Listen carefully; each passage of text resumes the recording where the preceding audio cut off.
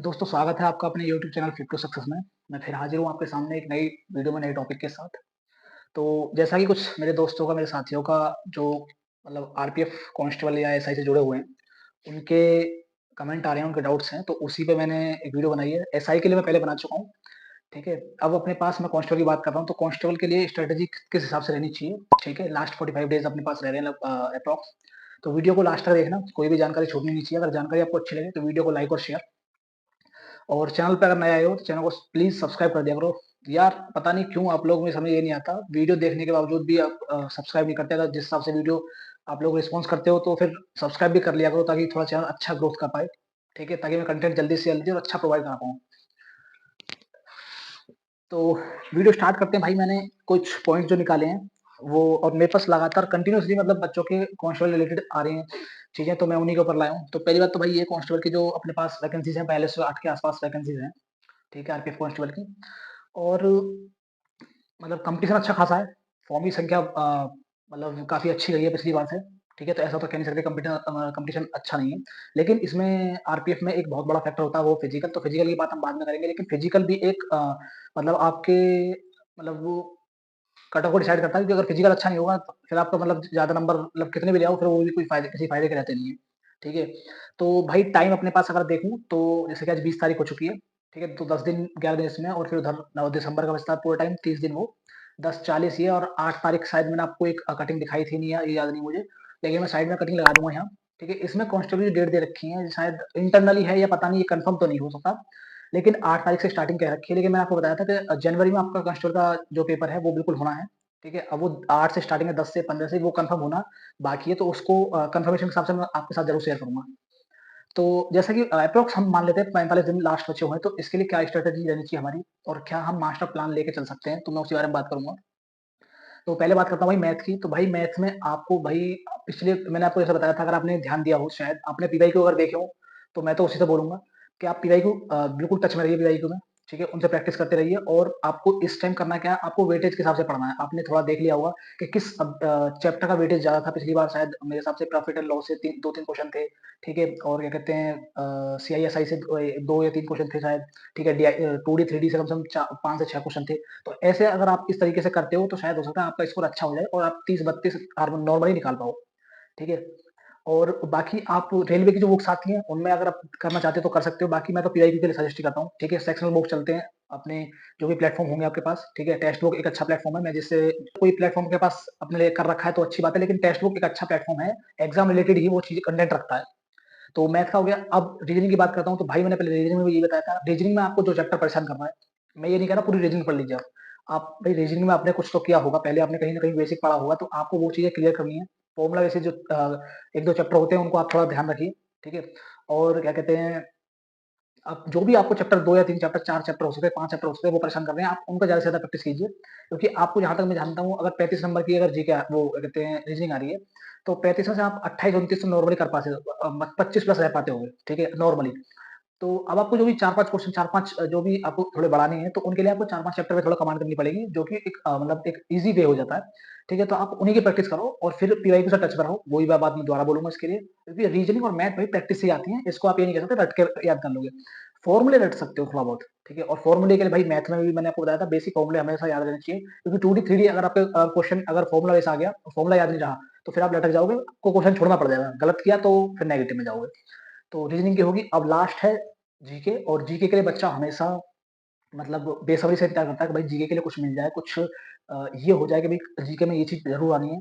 तो मैंने आपको बता रखा भाई, मैं अगर पोर्शन वाइज़ निकालूँगा तो फिर दिक्कत आ जाएगी। क्योंकि अब मैं ये बोलूँगा हिस्ट्री में इतने क्वेश्चन आने हैं, इतने-इतने आने हैं, सारे ही पोर्शन अपने-अपने मतलब उनका अपना एक वेटेज है, ठीक है? लेकिन ये नहीं कह सकते कि हम उसे छोड़ के सब मतलब तैयार कर लें। लेकिन हाँ, लास्ट में अगर आपके पास अपना टाइम है भी, 45 दिन है, तो आप थोड़ा तैयारी कर सकते हो। बाकी आप हिस्ट्री पे कर सकते हो कमांड, आर्ट एंड कल्चर है, ज्योग्राफी, इकोनॉमिक्स है, और पॉलिटी है, स्पोर्ट्स एक टॉपिक है, और साइंस, जो साइंस मतलब जो नॉर्मली साइंस होता है, ठीक है? जो मैंने आपको पहले बता रखा था, इसमें मात्रक वगैरह, रासायनिक सूत्र वगैरह होंगे, ठीक है? वी वाई वगैरह वो सब चीज़ें होती हैं। आप इतना कुछ कर सकते हो। और अगर इन टॉपिक पे आपकी जीके में कमांड हो जाती है, तो आप भाई बिल्कुल 35 के आसपास टच कर सकते हो। बाकी बात करो आप कि भाई आरडब्ल्यू में नहीं हो पाता, तो भाई आरडब्ल्यू हमेशा 1 या 2 स्टेप आगे भागता है, ठीक है? और आरआरबी, एसएससी ये अपनी जीके हमेशा अनएक्सपेक्टेड रखती है। लेकिन पिछली बार मैं पीवाईक्यू से बात करूँ, अगर पीवाईक्यू आपने कर रखे हैं जीके में, तो भाई आपके ये मान लीजिए 30 25-30 क्वेश्चन जीके में कहीं नहीं गए। मैं इस बात को कह रहा हूँ कि पीवाईक्यू से बिल्कुल फ़ायदा पड़ता है। और लास्ट टाइम जब आपके एग्ज़ाम के टाइम जब नज़दीक आते हैं ना, जो एकदम क्रूशियल पीरियड होता है, वो अगर आप उस टाइम अगर पीवाईक्यू के टच में रहे, तो आपको वो क्वेश्चन ज़रूर क्लिक कर जाएगा कि भाई मुझे अभी हाल-फिलहाल में मैंने ये क्वेश्चन किया था और वहाँ इसका आंसर ये था। अगर वो आंसर आपको सही क्लिक कर गया, तो आप उससे कर आओगे सही। नहीं तो आप फिर ये कहोगे, नहीं यार ये भी हो सकता है, ये भी हो सकता है, 50-50 पे लगाओगे और हो सकता है उसके शायद कम ही चांस होते हैं वो सही हो। फिर आप कन्फ्यूज़न में गलती करके आओगे। ठीक है? तो ये हो गया। और जीके में भाई मैंने देखा है कि 8 से 10 क्वेश्चन मैं आपको थोड़ा बहुत डिटेल बता देता हूँ। पॉलिटी से थे। और अगर पॉलिटी आती है तो भाई मैं बताऊँ, मैंने पीवाईक्यू उठाए हैं और पीवाईक्यू में मैं 50 में से 40 तक पहुँच चुका हूँ। पीवाईक्यू जिसमें अगर 10 से 12 क्वेश्चन अगर पॉलिटी से हैं, तो मैं उस पीवाईक्यू में जीके की बात कर रहा हूँ, मैं 40 क्वेश्चन तक पहुँच चुका हूँ सही, ठीक है? लेकिन अगर जहाँ पीवाईक्यू कम हुए, वहीं मेरा स्कोर 35 और 30 के बीच में अटक जाता है, ठीक है? बाकी आर्ट एंड कल्चर से अच्छे खासे क्वेश्चन पूछे गए, 5 से 6 क्वेश्चन आर्ट एंड कल्चर से है, ठीक है? हिस्ट्री से भी क्वेश्चन है और स्पोर्ट्स से 3 से 4 क्वेश्चन बिल्कुल आए हैं, ठीक है? साइंस से भी 3 से 4 क्वेश्चन हैं। तो आपको भाई 50 क्वेश्चन जीके है और जीके एक बहुत बड़ा वेटेज होता है। ठीक है, तो जी के आपको अच्छी तरीके से कमांड रखनी है। और करंट अफेयर लास्ट के कुछ 2 मॉक मुझे याद है अभी भी, टेक्स्ट बुक पे और आरडब्ल्यू पे 3 से 4 क्वेश्चन करंट के आए हैं जो कि मुझे छोड़ने पड़ गए। करंट अफेयर हमेशा याद रखना, आपको 5 से 7 क्वेश्चन मैक्सिमम 8 से 10 क्वेश्चन मिल सकते हैं देखने को। ठीक है, तो करंट भी आपको लेकर चलनी पड़ेगी। तो ये हो गया जीके का, मैथ का बता दिया मैंने आपको, रीजनिंग का बता दिया। अब मैं बात करता हूँ, थोड़े कुछ टॉपिक्स हैं। तो अब ये भाई जो आपके पास टाइम पीरियड चल रहा है, इसमें आप वीकली 2 या 3 मॉक ज़रूर दे सकते हो और देने भी चाहिए, क्योंकि आपको हर मॉक क्या है वो बताएगा आपकी स्थिति, मतलब आपकी जो वीकनेस किस पॉइंट पे ज़्यादा चल रही है। और अगर ये चीज़ अगर आपने अच्छी कर ली, सुधार लिया इस चीज़ को, तो भाई स्कोर आपका 80-85 के आसपास है। और अगर इतना स्कोर चल रहा है, तो मैं बता रहा हूँ भाई वो बच्चा बिल्कुल अच्छा फाइटर है। और भाई पिछली बार भी आप देख सकते हो कि पिछली बार भी कट ऑफ शायद 80, 85, 90 के आसपास थी, वो भी नॉर्मलाइज़, जिसमें 15 से 20 नंबर नॉर्मलाइज़ थे। अगर आप कट ऑफ को 100 मान के चलो, तो उसमें से अगर नॉर्मलाइज़ निकालोगे ना, तो भाई वही कट ऑफ आपकी 70-75 के आसपास आ जाती है। और कहीं-कहीं किसी-किसी मतलब ग्रुप में तो उससे भी कम थी, 60 पे भी सिलेक्शन था, 55-60 के आसपास भी। लेकिन वो ग्रुप वाइज़ थी, इस बार ग्रुप नहीं होंगे। ठीक है? और आपको लास्ट में कुछ चीज़ें जो हैं, लिमिटेड कंटेंट पढ़ो। भाई मैं ये नहीं कहता भाई, क्योंकि बच्चे अब यार कुछ लगातार पूछते हैं, मैं लुसेंट पढ़ लूँ, ये पढ़ लूँ या स्पीडी कर लूँ या किसी खान सर के नोट वगैरह, मतलब बहुत सी चीज़ें हैं भाई जीके में पढ़ने के। मैं मास्टर बुक को बोलता हूँ, हमेशा लुसेंट मेरी मास्टर बुक रही है, उसी से मैंने पढ़ा है। और मैं मतलब मेरे पास और कुछ है भी नहीं।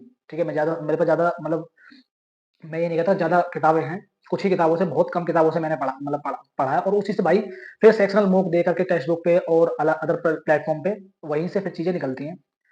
और नया कुछ पढ़ोगे, अब आपको अगर नया पढ़ना है, तो भाई अगर आपका दिमाग इतना प्रेशर झेल सकता है या फिर आप इतना दिमाग के हाई हो, तो ही नया कुछ पढ़ने की कोशिश करना। बाकी मैं तो यही कहूँगा कि नया तो ना ही पढ़ो तो बेटर है।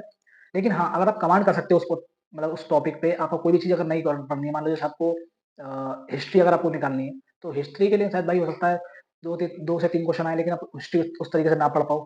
तो ये मेरा एक मतलब सुझाव रहेगा, ठीक है? तो भाई ये कुछ पॉइंट्स थे, मैंने आपको बता दिए किस-किस तरीके से आपको पढ़ाई करनी है, ठीक है? और आप लास्ट में क्या कर सकते हो, मॉक द मतलब आपको जब मैंने बताया वीकली मॉक जो लगाते हो, जैसे मान लीजिए आपने संडे को मॉक लगाया, संडे को मॉक लगाने के बाद आपको इसे पूरे मतलब लगाने के बाद आप चेक तो करते हो, एनालिसिस करो पूरा सही तरीके से। मंडे को फिर उसका सारा निचोड़ देखो, मैथ हो, रीज़निंग हो या फिर जीके हो, अलग से बुक बना लो, नोटबुक बना लो, जो भी है उसमें क्वेश्चन लिखो। फिर एक दिन गैप छोड़ के अगला मॉक दो, फिर एक दिन उसको पूरा एनालिसिस करो। तो जो भी एनालिसिस होंगे, सैटरडे, संडे उनको पूरा, सैटरडे एक दिन निकाल लो आप, उनको पूरा रिवीजन करो, प्रैक्टिस करो मैथ, अगर मैथ रिवीजन है। इस तरीके से ही भाई स्कोर बूस्ट होगा और यही फिर आपको आगे तक लेके जा सकता है। मेरी स्ट्रैटेजी लास्ट में यही होती, मतलब अगर मैं लास्ट में भाई इसी तरीके से कर रहा हूँ। बाकी ये है कि मैं किताबों को इतना टच मतलब इतना नहीं कर पा रहा, मैं इतना नहीं पढ़ पा रहा सही तरीके से, मैं किताबों में नहीं घुस पा रहा। लेकिन मैं सेक्शनल मॉक और नोट्स वगैरह वो लगातार मैं डेली आपको मतलब जो भी टाइम आता है, मैं मॉक शेयर कर देता हूँ। जैसा स्कोर चल रहा है, हाल मतलब जो भी अभी हाल ही में, वो आप सब आपने देखा तो है। ठीक है? तो अगर आप इस तरीके से थोड़ा कमांड कर लेते हो, तो भाई मतलब जहाँ तक मुझे लगता है स्कोर आपका बेस्ट हो सकता है और बूस्ट भी हो सकता है बिल्कुल। तो यही कुछ पॉइंट्स हैं, अगर इन पे आपकी कमांड अच्छी हो जाएगी, तो भाई पक्का स्कोर बूस्ट होगा। बाकी अगर कोई डाउट्स अगर आपके रह जाते हैं, अगर आपको कुछ पूछना है, तो भाई कमेंट में ज़रूर बताना, ठीक है? बाकी मिलते हैं नेक्स्ट वीडियो, नेक्स्ट टॉपिक के साथ। जय हिंद दोस्तों।